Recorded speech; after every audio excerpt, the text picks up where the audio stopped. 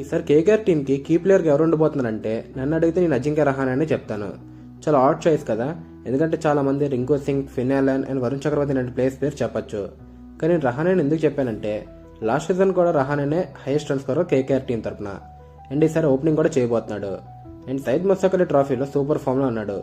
అందుకే నా key player Rahane అనే చెప్తాను. అండ్ బెంచ్ స్ట్రెంత్ విషయానికి వస్తే రోమన్ పవల్ అండ్ సైఫర్ టెర్లన్లో ఒకరైతే బెంచ్లో కూర్చుంటారు. అండ్ రాహుల్ త్రిపాఠి, మనీష్ పాండే అండ్ రచిన్ రవీంద్ర అనే ప్లేయర్స్ బెంచ్లో కూర్చుంటారు. బ్యాటింగ్లో అయితే మంచి బెంచ్ స్ట్రెంతే ఉంది, బట్ బౌలింగ్ బెంచ్ స్ట్రెంత్ మాత్రం అంత స్ట్రాంగ్ కాదు. అండ్ ఫైనల్ రెడీకి ప్లే ఆఫ్ ఛాన్సెస్ గురించి మాట్లాడుకుంటే ముస్తఫిజర్, హర్షిత్ రాణా, పత్తి రాణా వీళ్ళు అవైలబుల్ అయితే కేకేఆర్ స్ట్రైట్ అవే టాప్ 4 కంటెండర్స్ అయ్యేవాళ్ళు.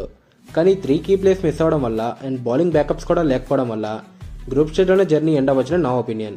కానీ వరుణ్ చక్రవర్తి, సునీల్ నారాయణ్, ఫిన్ అలన్ అండ్ రింకు సింగ్ లాంటి మ్యాచ్ విన్నర్స్ ఉన్నంత వరకు ఏమైనా జరగచ్చు. సో మీ ఒపీనియన్ ఏంటి? కమెంట్స్లో చెప్పండి. వీడియో నచ్చితే లైక్ చేయండి, సబ్స్క్రైబ్ చేయండి.